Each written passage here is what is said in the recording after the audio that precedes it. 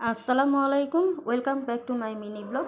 তো আজকের দুপুরবেলার খাবারের মেনুতে ছিল, প্রথম পাতেই নিয়েছি মাছ ভাজা আর সাথে সাদা ভাত। আর এইটা হচ্ছে সরপুঁটি মাছ। তো একটু কড়কড়া করে ভেজেছি, আর মাছের যে তেল, মাছ ভাজার যে তেল, তো সেই তেলটা দিয়ে ভাতটা মাখিয়ে নিয়েছি। আর মাছ ভাজার তেল দিয়ে মাছ খেতে কিন্তু ভীষণ ভালো লাগে। তো যাই হোক, মাছ ভাজা দিয়ে প্রথমে ভাতটা খেয়ে নিয়েছি।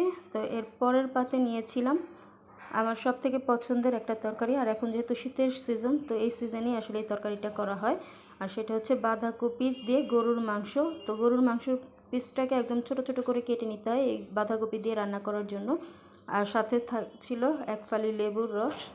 আর এই বাঁধাকপির তরকারিটা কিন্তু খেতে খুবই মজা হয়েছিল। আর গরুর মাংসটাও কিন্তু অনেক সফট হয়েছিল, নরম হয়ে গেছে গরুর মাংসটা, কারণ গরুর মাংসটাকে আগে ভালো করে কষিয়ে তারপর বাঁধাকপি দিয়ে রান্না করতে হয়। তো যাই হোক, বাঁধাকপি দিয়ে ভাত খাওয়া হয়ে গেছে। তো এর সবার শেষের পাতে নিয়েছিলাম বাঙালির প্রিয় ডাল। তো বাঙালির আসলে ডাল ছাড়া চলে না। তো ডালের সাথে লেবু হলে তো আর কোনো কথাই নেই। তো ডাল ভাত তো বাঙালির সবারই প্রিয়, তো আমারও খুবই প্রিয়। তো যাই হোক, এখন ডাল দিয়ে ভাতটা খেয়ে নিচ্ছি। আর আলহামদুলিল্লাহ, প্রতিটা খাবারই কিন্তু অনেক বেশি মজা হয়েছিল।